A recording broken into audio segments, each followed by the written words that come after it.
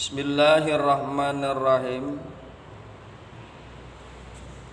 Assalamualaikum warahmatullahi wabarakatuh. Alhamdulillah kita bisa berjumpa kembali. Mudah-mudahan dalam keadaan sehat walafiat dan selalu mendapatkan hidayah petunjuk dari Allah Subhanahu wa ta'ala, sehingga kita masih dan selalu berada di dalam dinul haq, agama yang benar, agama yang diridhoi oleh Allah Subhanahu wa ta'ala, yakni dinul Islam. Pagi hari ini pembahasan kita yakni Al-An'am ayat yang ke-48 sampai dengan 49, di mana di dalam Al-An'am ayat 48-49 dikemukakan, A'udzu billahi minasyaitonir rajim, wa ma nursilul mursalina, dan tidaklah kami mengutus para utusan, para rasul, illa mubasysyirina wa munzirina, melainkan menjadi pemberi kabar gembira. Mubasyirin, ya, mubasyirin artinya kabar gembira, wa munzirina, dan memberi peringatan. Itu tugas Rasul itu kan begitu, memberikan kabar gembira dan memberikan peringatan. Paman amana, maka barang siapa yang beriman, wa aslaha, dan mengadakan perbaikan. Islah itu sama, aslaha. Paman amana wa aslaha, maka barang siapa yang beriman dan mengadakan perbaikan, fala khaufun alaihim, maka tidak ada kekhawatiran. Khauf, maka tidak ada ketakutan. Alaihim, atas mereka. Siapa itu? Atas orang yang beriman dan yang mengadakan perbaikan. Fala khaufun alaihim, maka tidak ada kekhawatiran atas mereka. Walahum yahzanun, dan tidaklah mereka yahzanuna, bersedih hati. Mereka tidak bersedih hati. Siapa itu? Orang yang beriman, wa aslaha. Walladzina kadzabu, dan orang-orang yang mendustakan, kadzabu, dan orang-orang yang telah mendustakan. Fi'ilnya madi. Walladzina kadzabu, dan orang-orang yang telah mendustakan, bi ayatina, dengan ayat-ayat kami, yamassuhumul azabu, siksa kami, siksa azab, ya, azab akan menimpa mereka. Azab, siksa akan menyentuh kepada mereka. Yamassuhumul azabu, maka azab akan menimpa kepada mereka, bima kanu yafsukun, disebabkan karena mereka selalu berbuat kefasikan. Yafsukuna, mereka berlaku fasik. Dengan sebab mereka berbuat kefasikan, maka azab akan menimpa kepada mereka. Kepada siapa? Kepada yang berbuat kefasikan. Jadi kefasikan itu pasti akan ditimpa azab. Ya. Hadirin yang berbahagia, hamba-hamba Allah yang mudah-mudahan selalu dirahmati oleh Allah Subhanahu wa taala, bahwa keberpalingan kaum musyrikin yang disebut oleh ayat lalu adalah karena alasan tidak adanya bukti yang diturunkan Allah bersama para nabi yang dapat meyakinkan mereka, sebagaimana diuraikan pada ayat 37 surah ini. Lihat ayat ke-37 ya. Ayat yang ke-37, wa qalu laula nuzila alaih ayatum mir rabbih qul innallaha qadirun ala ayyunazzila ayatal walakinna aksarohum la ya'lamuna. Dan mereka berkata, mengapa tidak diturunkan kepadanya suatu bukti dari Tuhannya? Katakanlah, sesungguhnya Allah kuasa menurunkan suatu ayat, tetapi kebanyakan mereka tidak mengetahui. Itulah Al-An'am ayat yang ke-37. Hadirin yang berbahagia, hamba-hamba Allah yang mudah-mudahan selalu dirahmati oleh Allah Subhanahu wa taala. Setelah akhir yang lalu menyinggung keberpalingan tersebut, melalui ayat ini Allah sekali lagi meluruskan kekeliruan mereka.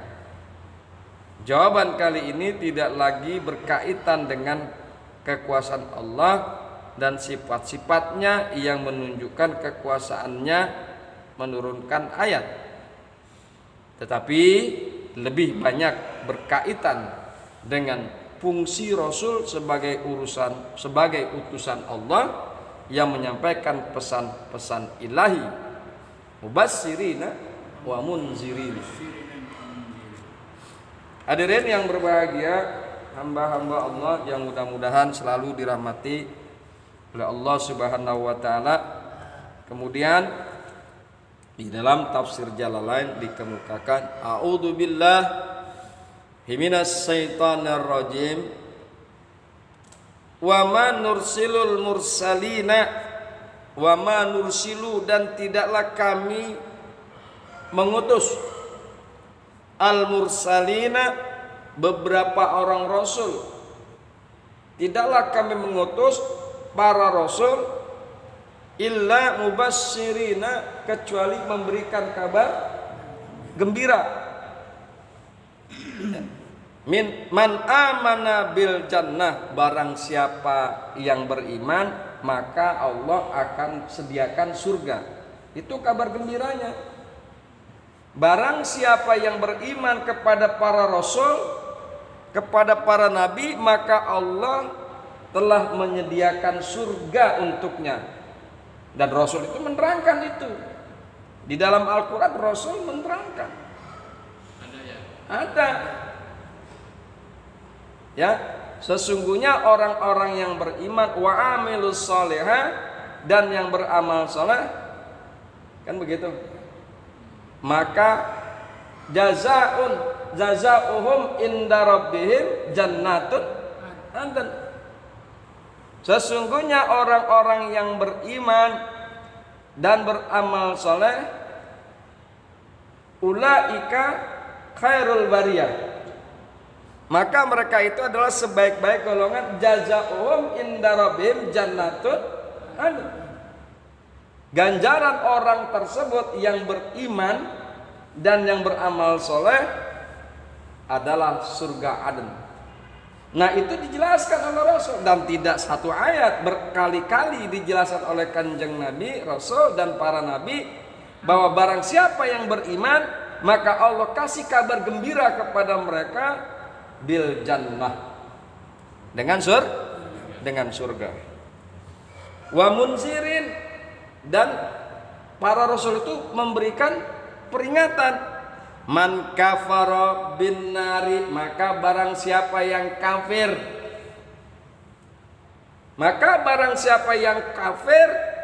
yang kufur, yang tidak beriman kepada para nabi dan rasul, bin nari, Allah akan masukkan orang tersebut, orang kafir tersebut ke dalam neraka. Innal ladzina kafaru min ahlil kitab wal musyrikina fi nari jahannam khalidina fiha.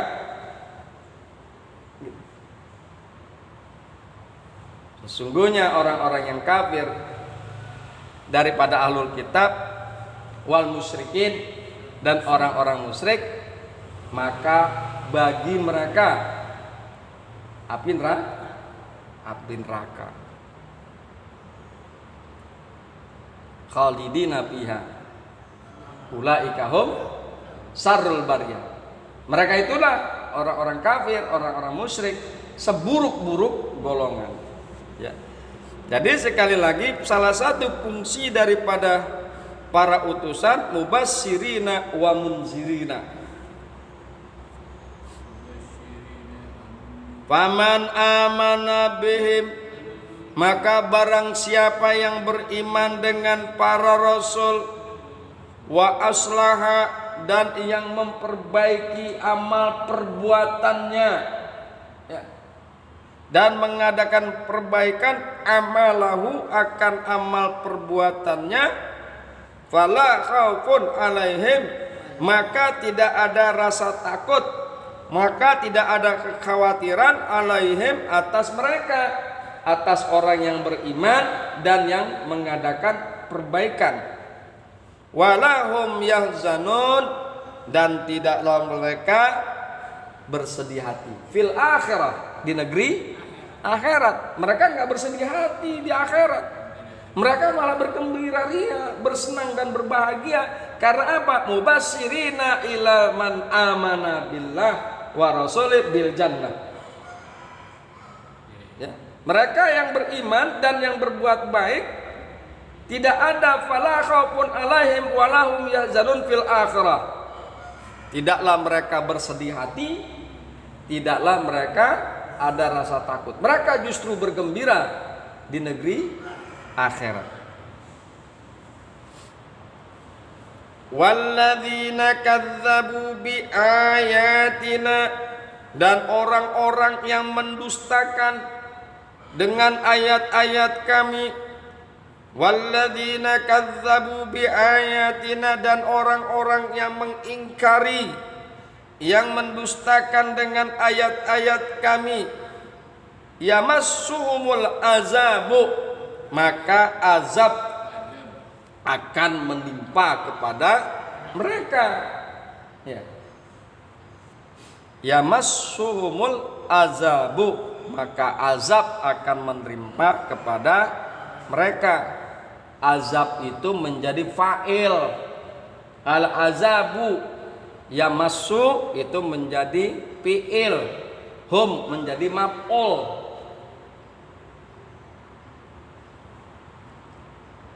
Yamassuhumul azabu, maka azab akan menyentuh kepada mereka, akan menimpa kepada mereka, kepada orang-orang yang mendustakan ayat-ayat kami. Bima kanu yafsukun, disebabkan karena mereka selalu berbuat kefasikan. Mereka selalu membuat fasik. Jadi yafsukun itu adalah orang yang berlaku fasik. Yakhrujuna anit ta'at. Nah, orang fasik ini adalah orang yang keluar daripada ketaatan. Itu orang fasik. Yakhrujuna anit ta'at. Hadirin yang berbahagia, hamba-hamba Allah yang mudah-mudahan selalu dirahmati oleh Allah Subhanahu wa taala. Kemudian kita akan coba lihat penafsiran dari ulama yang lain berkaitan dengan Al-An'am ayat yang ke-48.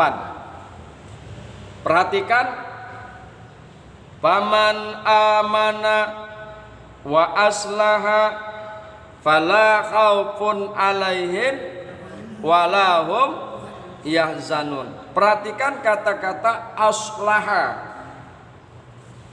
Maka barang siapa yang beriman dan yang aslaha dan yang mengadakan perbaikan, fala khaufun alaihim, maka tidak ada kekhawatiran terhadap mereka, walahum yahzanun, dan tidaklah mereka bersedih hati. Firman-Nya mengadakan perbaikan, yakni wa aslaha, antara lain menunjuk kepada aktivitas positif yang menghasilkan nilai tambah bagi sesuatu.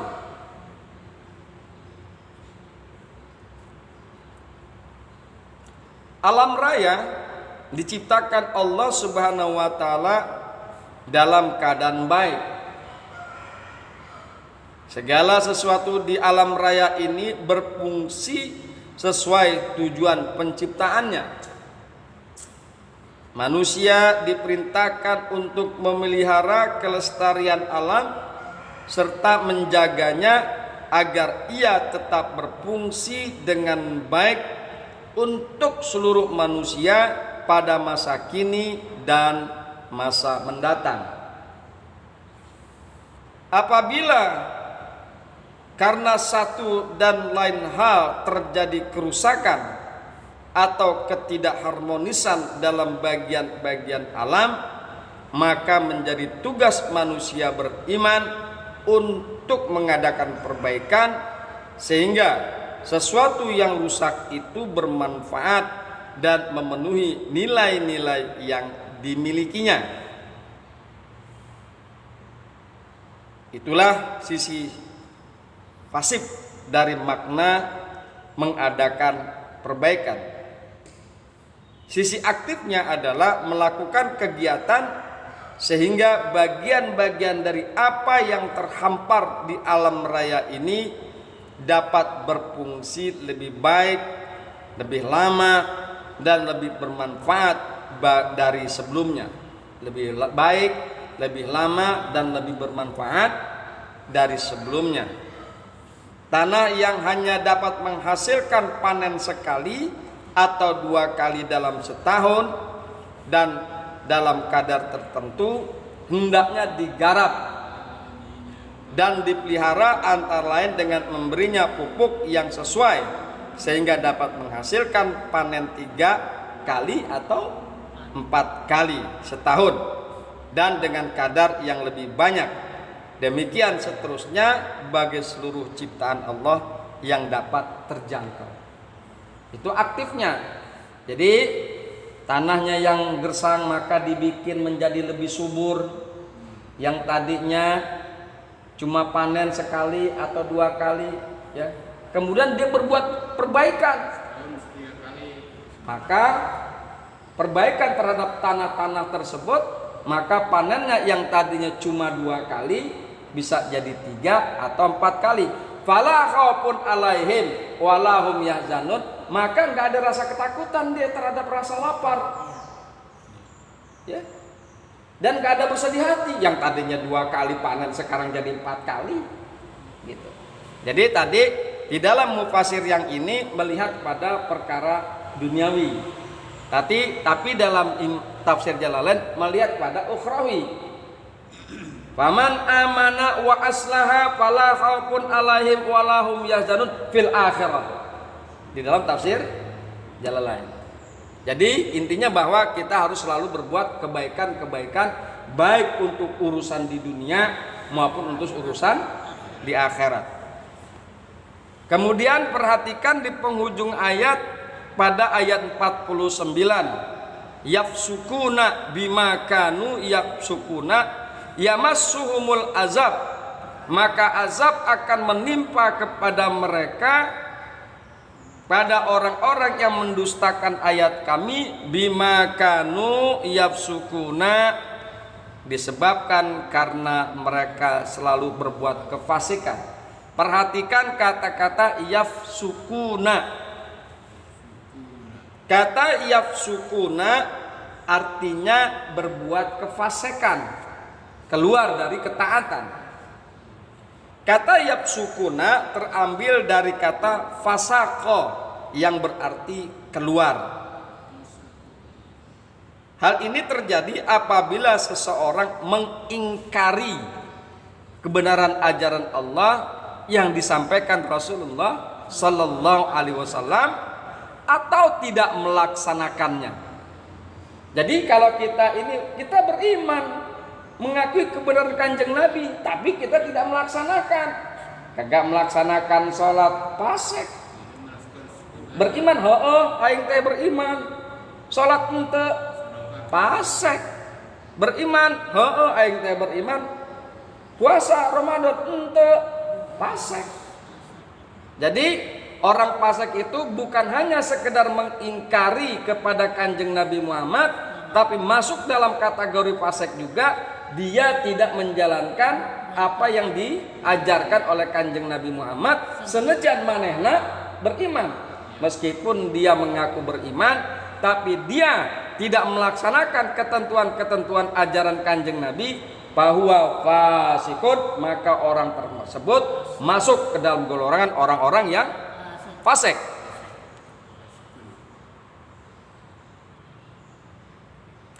Yang pertama, mengakibatkan yang bersangkutan dinilai keluar dari koridor Islam. Yang mengingkari, maka dia keluar tuh dari koridor Islam, bukan orang Islam, berarti orang kafir. Nah, dan yang kedua, dinilai keluar dari ketaatan kepada Allah, walau tetap masih dinilai dalam koridor Islam. Islam, ya sholat enggak, fasik. Islam, ya puasa enggak, fasik. Islam, ya zakat enggak, fasik.